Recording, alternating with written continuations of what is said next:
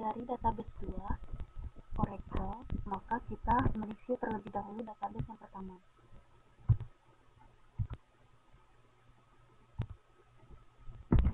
Tujuan dari mempelajari materi ini yaitu bisa memahami database manajemen, sistem, dan komponen utamanya, memahami R model dan dapat menggunakannya sebagai desain awal dari database, memahami SQL dan apa saja yang tercakup dalam bahasa SQL, serta memahami konsep normalisasi dan dapat melakukan normalisasi data.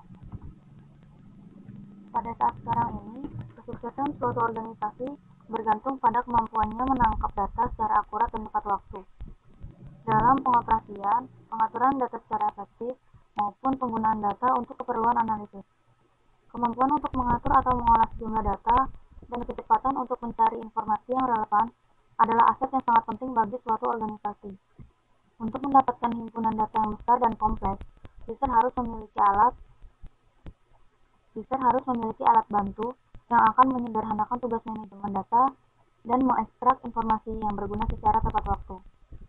Basis data adalah kumpulan data yang dapat digambarkan sebagai aktivitas dari satu atau lebih organisasi yang berrelasi. Sebagai contoh, basis data universitas berisi informasi mengenai entiti, semisal mahasiswa, fakultas, mata kuliah, dan ruang kelas. Relasi di antara entitas, seperti pengambilan kuliah yang dilakukan oleh mahasiswa, staf mengajar di fakultas, dan penggunaan ruang perkuliahan. Manajemen sistem basis data atau database manajemen sistem (DBMS) adalah perangkat lunak yang didesain untuk membantu dalam hal pemeliharaan dan utilitas kumpulan data dalam jumlah besar.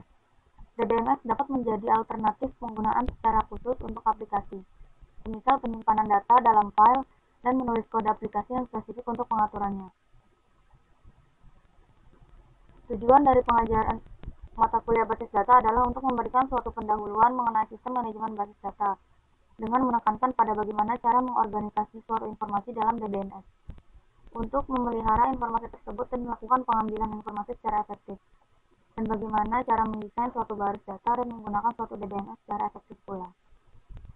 Penggunaan DBMS untuk suatu aplikasi tergantung pada kemampuan dan dukungan DBMS yang beroperasi secara efisien. Sehingga, agar bisa menggunakan DBMS yang baik, perlu diketahui cara kerja dari DBMS tersebut.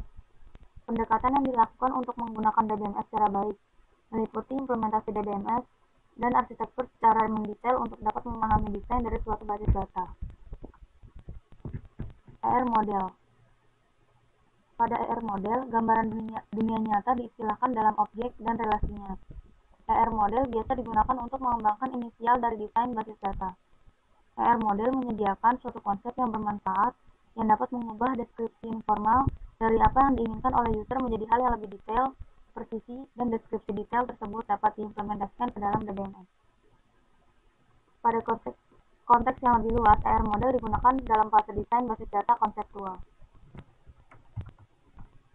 Kemudian entity, atribut, dan himpunan entity.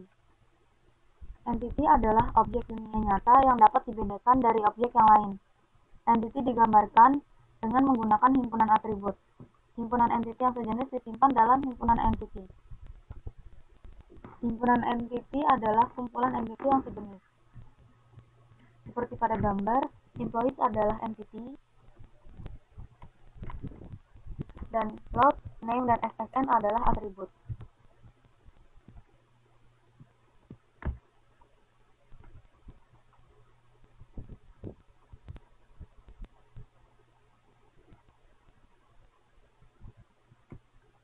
Relasi dan himpunan relasi. Relasi adalah asosiasi di antara dua atau lebih entiti. Misalnya, Ani bekerja di Departemen Farmasi. Maka ERD-nya yaitu Employees Work in Department. Employee sebagai entity, work in sebagai relasi, dan departemen sebagai entity. Himpunan relasi yaitu himpunan dari relasi-relasi yang sejenis. Himpunan N ARIR berelasi dengan sejumlah himpunan entiti N, E1 sampai EN. Himpunan entiti yang sama dapat berpartisipasi dalam himpunan relasi yang berbeda, atau mempunyai peran yang berbeda dalam suatu himpunan yang sama. Ini merupakan self-relationship.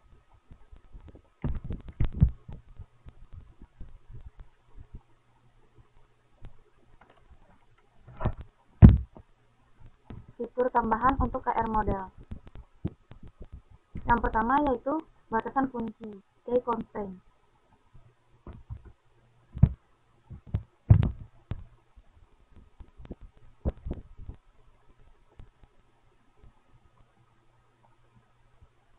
Key constraint pada suatu contoh kasus orang pegawai yang dapat bekerja pada beberapa departemen. Sebuah departemen memiliki banyak pegawai.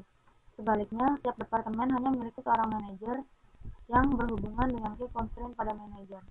Maka entitinya adalah employees dan departemen, di mana departemen menunjuk kepada relasi manajer.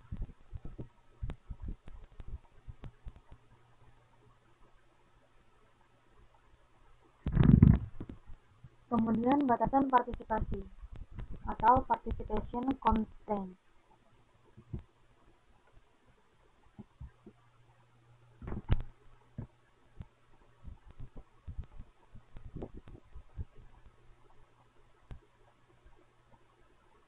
Di mana dibagi lagi menjadi dua, yaitu partisipasi total, yaitu sebuah entitas yang bergantung penuh pada relasi, serta partisipasi parsial, yaitu sebuah entitas yang tidak bergantung penuh pada relasi.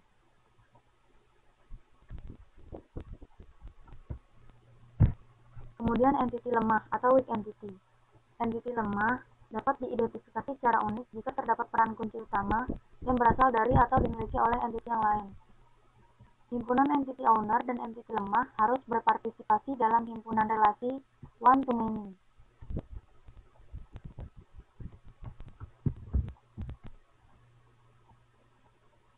Kemudian agregasi. Agregasi digunakan pada saat kita perlu memodelkan apa saja yang terlibat dalam suatu himpunan relasi. Agregasi membolehkan kita untuk memperlakukan suatu himpunan relasi sebagai himpunan entiti untuk tujuan partisipasi dalam relasi yang lain. Gambar ini menunjukkan bahwa monitor adalah relasi yang distinct dengan deskripsi atribut. Juga dapat dikatakan bahwa tiap sponsorship dimonitor oleh seorang pegawai. Kemudian model relasional.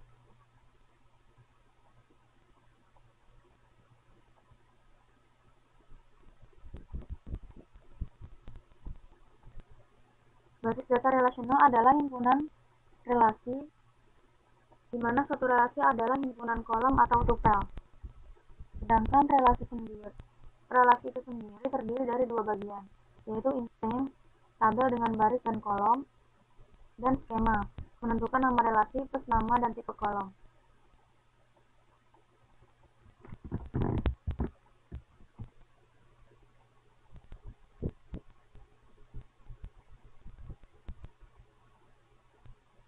Ini merupakan contoh dari model relasional.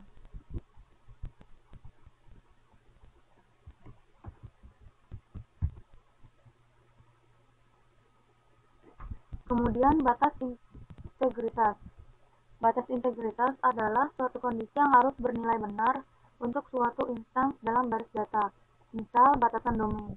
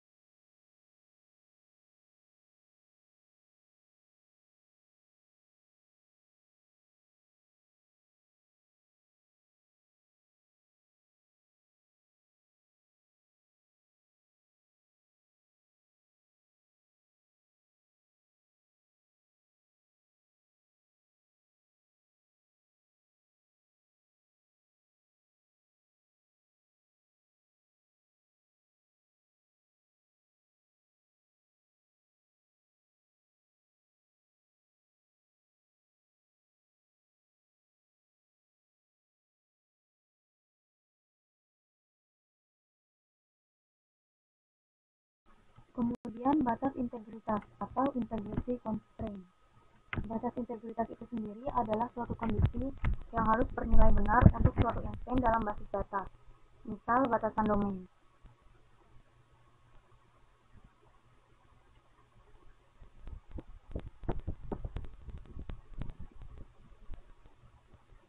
Diidentifikasi saat skema didefinisikan, diperiksa pada saat suatu relasi dimodifikasi. Instance dari relasi disebut legal jika bisa memenuhi semua batasan integritas yang telah dispesifikasi. Batasan integritas juga digunakan untuk menghindari kesalahan dari entry data.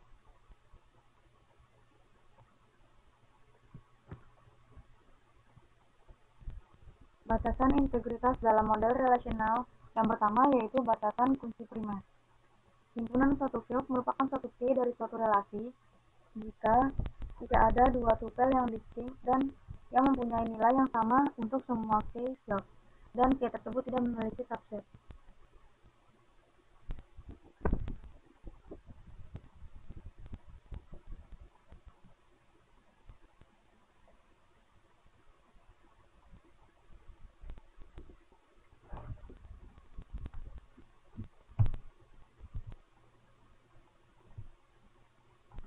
Kemudian foreign key.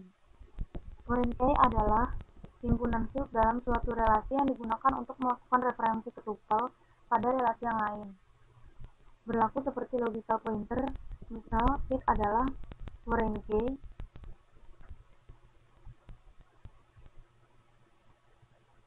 yang direfer ke relasi student.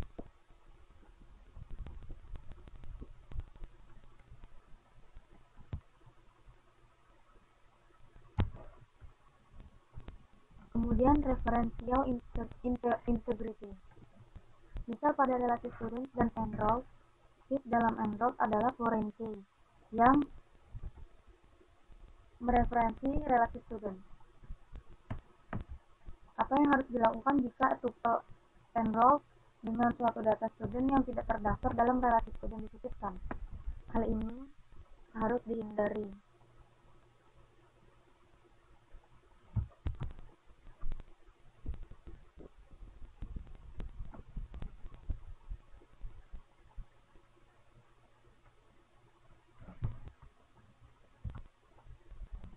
Kemudian struktur query language. Struktur query language atau SQL adalah bahasa database relasional yang dibuat berdasarkan suatu standar. Bentuk dasar dari SQL adalah seperti ini. Tiap query dalam SQL harus memiliki klausa select yang menentukan kolom yang akan ditampilkan pada hasil, dan klausa from yang menentukan cross product table. Klausa optional where menentukan syarat-syarat seleksi pada tabel yang ditujukan oleh from.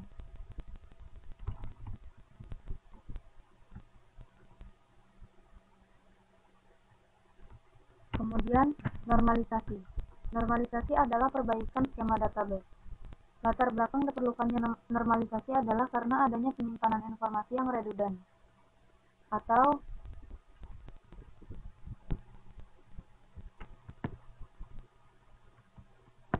kalimat yang berlebihan. Istilah normalisasi berasal dari A.S. Colt, salah seorang perintis teknologi basis data. Normalisasi adalah proses untuk mengubah suatu relasi tertentu ke dalam dua buah relasi atau lebih. Di sini terdapat proses normalisasi sampai dengan bentuk normal ketiga. Yang pertama, 1NF. Suatu relasi dikatakan dalam bentuk normal pertama jika dan hanya jika setiap atribut bernilai tunggal untuk setiap atribut bernilai tunggal untuk setiap baris. Kemudian, bentuk normal kedua, 2NF. Suatu relasi dikatakan dalam bentuk normal kedua jika berada dalam normal pertama dan setiap atribut bukan kunci memiliki ketergantungan sepenuhnya terhadap kunci primer, seperti yang ada pada contoh. Kemudian bentuk normal ketiga atau 3NF. Suatu relasi dikatakan dalam bentuk normal ketiga jika berada dalam normal kedua dan setiap atribut bukan kunci tidak memiliki ketergantungan transitif terhadap kunci primer.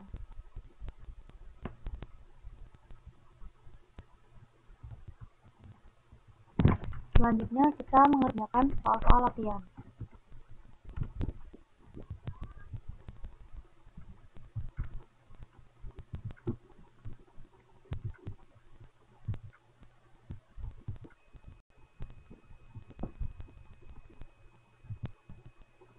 Ini adalah soal-soal latihannya.